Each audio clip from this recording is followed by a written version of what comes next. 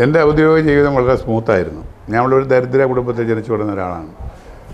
ജീവസന്ധാരണത്തിനൊക്കെ വലിയ ബുദ്ധിമുട്ടുള്ളൊരു കാലമാണ്. അന്നും പ്രീ ഡിഗ്രി പോലും പഠിപ്പിക്കാൻ എൻ്റെ അച്ഛനും അമ്മയ്ക്കും ഒന്നും അന്ന് ശേഷി ഉണ്ടായിരുന്നില്ല. പിന്നെ എൻ്റെ ഒരു അപ്പൂപ്പൻ, എൻ്റെ അമ്മയുടെ അച്ഛൻ നിന്ന് കരിഞ്ഞാണ് 140 രൂപ അന്ന് ഫാത്തിമ കോളേജിൽ അഡ്മിഷൻ പഠിച്ചതും ഒക്കെ അതിന് ശേഷമാണ്. അങ്ങനെ ഞാൻ പഠിച്ചു. പ്രീ ഡിഗ്രി പാസ്സായതിനു ശേഷം അവിടെ സ്റ്റോപ്പ് ചെയ്തു. പിന്നെ ജോലിക്ക് കയറി. രണ്ടു കൂടെ നാട് വിടുകയുണ്ടായി. നാട് വിട്ടതിന് ഒരുപാട് അനുഭവങ്ങൾ ഞാൻ പലപ്പോഴും പറഞ്ഞിട്ടുണ്ട്.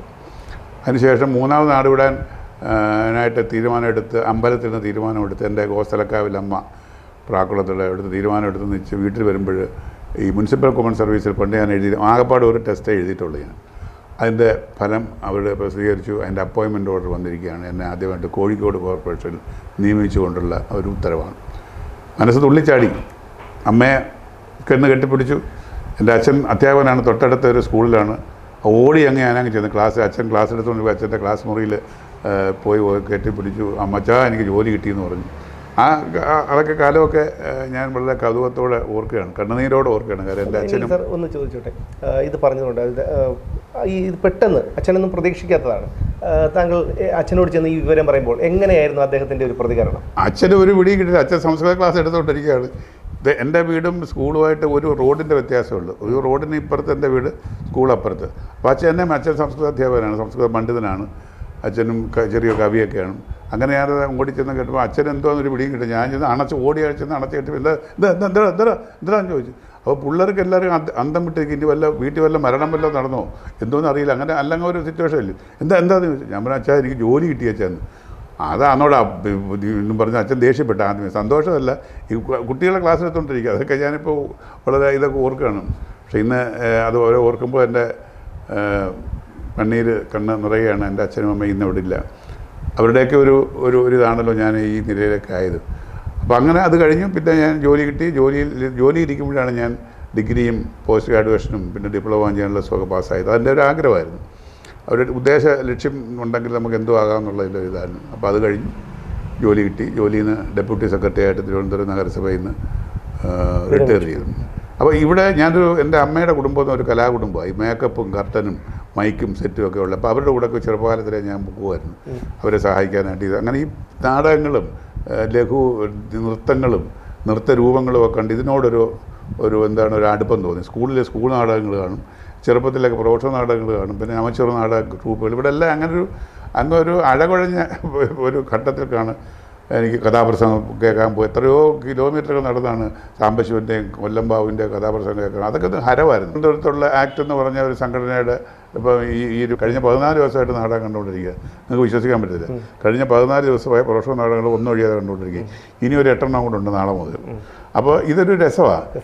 ഈ 21 നാടകം എന്ന് പറയുമ്പോൾ 21 ജീവിതമാണ്. അതുകൊണ്ടാണ് ഞാൻ എല്ലാവരോടും പറയുന്നത് നാടകം കാണണം, സിനിമ കാണണം. പണസമ്പാദനത്തിന് പണം കളയാനുള്ളതാണ് എങ്കിൽ പോലും കാണണം. അത് നമ്മൾ സഹൃദയരാകാൻ പറ്റും.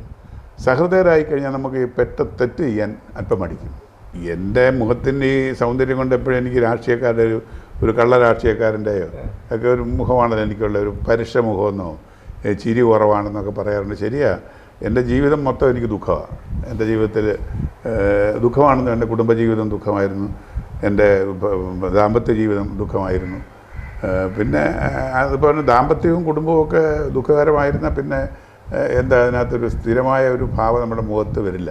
എപ്പോഴും ഉള്ളിൽ ഒതുക്കുന്ന വേദനകൾ ഉള്ളിൽ ഒതുക്കുന്ന ഒരു സാധാരണ മനുഷ്യൻ്റെ അതായത് ഉത്കടമായ ദുഃഖങ്ങൾ ഉള്ളിൽ ഒതുക്കിക്കൊണ്ട് പുറത്ത് ചിരിക്കാൻ കഴിയുന്നില്ല.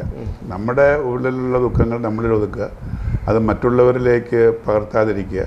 മറ്റുള്ളവരുടെ ഇതുപോലെ അനുഭവിക്കുന്ന മറ്റുള്ളവരുടെ ദുഃഖങ്ങൾ നമ്മൾ കാണുകയും അത് കാണുമ്പോൾ തൻ്റെ ദുഃഖം ഒന്നുമല്ല എന്ന് മനസ്സിൽ കുറിച്ചിട്ട് പ്രവർത്തിച്ചു കഴിഞ്ഞാൽ പ്രശ്നമൊന്നുമില്ല. ഞാനിന്ന് ഒറ്റയ്ക്ക് കഴിയുന്ന ഒരാളാണ്. ഒരു സ്ത്രീയെ മകളെ പോലെ ദത്തെടുത്ത് ആ സ്ത്രീയാണെന്ന് തന്നെ നോക്കുന്നത്. ഒരു കണക്കാലോചിക്കുക സന്തുഷ്ടരാണ്. കാര്യം ആരോടും കണക്ക് പറയണ്ട, താമസിച്ച് വന്നാൽ ആരും ചോദ്യം ചെയ്യണം, ആരും ദുർമുഖം കാണണ്ട, ചീത്തവിളി കേൾക്കണ്ട, വഴക്ക് പറച്ചിൽ കേൾക്കണ്ട, കണക്ക് പറയണ്ട. അങ്ങനെ ഒരുപാട് സ്വാതന്ത്ര്യം. ഇതിലെല്ലാം ഈ പുരുഷന്മാരനുഭവിക്കുന്ന വേദനകൾ നമുക്കറിയാം. അച്ഛന്മാർ എല്ലാത്തിൻ്റെയും പ്രധാന ഘടകം ആരാണ്? ഒരു അച്ഛനാണ്. കുടുംബത്തിലെ അച്ഛനില്ലാതെ ഒന്നുമില്ല. ആ അച്ഛനെ എങ്ങനെയാണ് കാണുന്നത്? അച്ഛനോട് ഇന്ന് ആർക്കാണ് സ്നേഹമുള്ളത്, ബഹുമാനമുള്ളത്? ഒരു കുട്ടിയെ പഠിച്ചു കഴിഞ്ഞാൽ അയാൾ പഠിപ്പിച്ചു അവിടെ നിന്നൊക്കെ പൈസ മേടിച്ച് ഉണ്ടാക്കി പഠിപ്പിച്ച് വിട്ട് കഴിഞ്ഞാൽ അവർ കൈവിട്ട് പോയി. അവർ പിന്നെ അമ്മയെക്കുറിച്ച് ഓർക്കുന്നു. 10 മാസം ചുവന്ന് പിറന്ന അമ്മയെക്കുറിച്ചാണ് ആവർത്തിച്ച് ഓർമ്മപ്പെടുത്തതും പറയുന്നു. അച്ഛൻ 10 മാസം ചുവന്നിട്ടില്ല.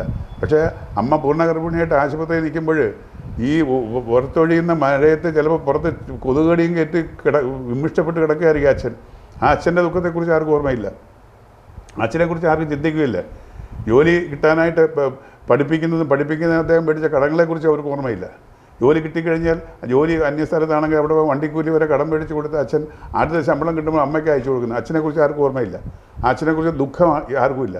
എന്തെങ്കിലും പ്രശ്നം വന്നാൽ അച്ഛൻ അഭിനയിക്കുകയാണ്, അല്ലെങ്കിൽ അച്ഛൻ അങ്ങനെയാണ് ഞാനെന്ന് പറയും. അച്ഛന്മാരെ ഏറ്റവും കൂടുതൽ വിഷമത്തോടെ കാണുന്ന ഒരാളാണ്. ഒരു കോടതി ചെന്നാൽ കോടതി ആദ്യം പെണ്ണിനാണ് ഇത് കൊടുക്കുന്നത്. എൻ്റെ ജീവിതത്തിൽ ഞാൻ താമസിച്ചിരുന്ന വീട് അവർക്ക് എൻ്റെ ഭാര്യയ്ക്കാണെന്ന് പറഞ്ഞ് കേസ് ഉടനെ ജഡ്ജി ഉടനെ ഒന്ന് അന്വേഷണം പോലും ചെയ്യാതെ അവർക്കത് പിന്നെ ജപ്തി ചെയ്ത് കൊടുക്കാൻ ഇതെടുക്കും. വിധിയല്ല, ജപ്തി ഇത് എന്താണ് അറ്റാച്ച് ചെയ്തു. എന്നോട് ഒരു വാക്ക് പോലും ചോദിച്ചില്ല. ഒരു പെണ്ണ് എൻ്റെതാണെന്ന് പറഞ്ഞപ്പോൾ മതി. അവസാനം കേസ് നടന്നു, 4 വർഷം കേസ് നടന്നു. അവർക്ക് കാണിക്കാനൊന്നുമില്ല. ഞാൻ അധ്വാനിച്ച് കാശുണ്ടാക്കിയ, ഞാൻ എഴുതി ഉണ്ടാക്കിയ വീട് പുരുഷന് അനുകൂലമായി ഇന്നൊരു സ്ത്രീ പറഞ്ഞാൽ മതി. ഇതായിപ്പം കണ്ടില്ലേ സിനിമ നടത്തി കിടക്കുന്ന ഹേമ കമ്മിറ്റി റിപ്പോർട്ട് എന്താ നടക്കുന്നത്? ആദ്യകാലം മുതലേ ഉള്ളൊരു പ്രക്രിയ. പുരുഷനും സ്ത്രീ പുരുഷന് വേണ്ടിയും പുരുഷൻ സ്ത്രീക്ക് വേണ്ടിയാണ് അവർ സൃഷ്ടിക്കപ്പെട്ടിട്ടുള്ളത്. ആദവത്തിൻ്റെ അപായിയുടെയും കഥ പറഞ്ഞാൽ പോലും ബാക്കിയെല്ലാം കഥ പറഞ്ഞു. ഇതിന് പുരുഷന് ഒരു കാമവികാരം ഉണ്ടായാൽ പശുവിൻ്റെ ഇരിക്കലോ എരുമരിക്കലോ പോകാൻ പറ്റുമോ? ഒരു സ്ത്രീയോട് അവർക്ക് ഇഷ്ടമുള്ള സ്ത്രീയോട് ചിലപ്പോൾ ആഗ്രഹം പറഞ്ഞിരിക്കും. അവർക്കില്ലെങ്കിൽ ഇല്ല, വേണ്ട, പോയി 10 വർഷം കഴിഞ്ഞിട്ടാണോ സ്ത്രീ പരാതി കൊണ്ടുവരുന്നത്? ഇതെവിടെയാണ് ഈ പീഡനം ഇല്ലാത്തത്? സിനിമാ രംഗത്ത് മാത്രമേ ഉള്ളൂ. സിനിമാക്കാരെടുത്തിട്ട് ഞാൻ എല്ലാവരും കയറി തള്ളുന്നത് എന്തിനാ? സിനിമയിൽ ഞാൻ അവരെ ന്യായീകരിക്കുന്നത് അവർ ചെയ്തിരുന്ന ഒരു സ്ത്രീയുടെ അനുവാദമില്ലാതാണെന്ന് പീഡനശ്രമം നടത്തുന്നെങ്കിൽ ഞാൻ പറഞ്ഞിട്ടുണ്ട് അവൻ്റെ ലിംഗം വലിച്ചെടുത്ത് പട്ടിക്കിട്ട് കൊടുക്കണമെന്ന് ഞാൻ പറഞ്ഞിട്ടുണ്ട്. ഒരു പുരുഷൻ താമസിക്കുന്ന ഒരു ലോഡ്ജിലുള്ള സ്ത്രീ ആരുടെ അനുവാദമില്ലാതെ അല്ലെങ്കിൽ ചോദിച്ചിട്ട് കയറി പോകുമ്പോൾ അച്ഛനും അമ്മയാണ് സിദ്ദിഖിൻ്റെ മുറിയിലേക്ക് ആ പെൺകുട്ടിയെ പറഞ്ഞയച്ച്. അവരുടെ ഉദ്ദേശം എന്താ അവരുടെ ഉദ്ദേശം? ആ പെണ്ണ് കയറുമ്പോഴുള്ള ഉദ്ദേശം എന്താ? അയാൾ ഒറ്റയ്ക്കേ ഉള്ളൂ. ഉദ്ദേശം എന്താ? അപ്പോൾ എങ്ങനെയാലും എനിക്ക് സിനിമയിൽ അഭിനയിക്കണം, അതിന് എന്തിനും ഞാൻ തയ്യാറാണ്.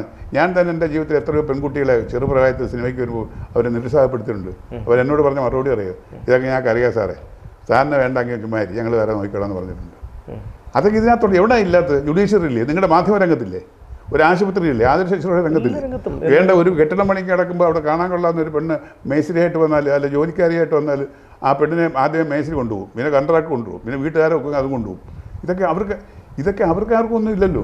ഒരു സ്ത്രീയുടെയും അനുവാദമില്ലാതെ ഒരു പുരുഷനും നിങ്ങൾ ഉദ്ദേശിക്കുന്ന പ്രക്രിയ ഒന്നും നടത്താൻ പറ്റുകയാണ്. പണ്ട് എന്താ ഏതോ ഒരു ജഡ്ജിമെൻ്റ് ഉണ്ടല്ലോ, സൂചിയിൽ നൂല് കോർക്കണമെങ്കിൽ സൂചി ചലിപ്പിച്ച ഇനി ഏത് മജിഷ്യം വന്നാലും അതിനകത്ത് നൂല് കയറത്തില്ല. ഞാൻ വേറൊരു ഭാഷ ഇവിടെ പറഞ്ഞുള്ളൂ. ഇത്രയ്ക്കും സാമാന്യ ബുദ്ധി ഉള്ളിടത്ത് എങ്ങനെ ബലാത്കാരം ചെയ്യാൻ പറ്റും? അങ്ങനെ ബലാത്സംഗം ചെയ്താൽ അപ്പം അടിക്കണം, നെഞ്ചത്ത് നോക്കി ചവിട്ടണം. എന്താ അവിടെ പിന്നിൽ ഒരു ശക്തി ഉണ്ടെന്ന് അവർക്കറിയാം. പാർട്ടിയുടെ പരമുണ്ട്, പെണ്ണാണെന്നുള്ള ഒരു ധാർഷ്ട്യമുണ്ട്. കാര്യം പെണ്ണെന്ത് ചെയ്താലും പുറകെ സപ്പോർട്ടുണ്ട്. അതിനിവർ ന്യായീകരിക്കുന്ന വൃത്തികെട്ട പ്രവണതയല്ലേ ഇവിടെ നടക്കുന്നത്?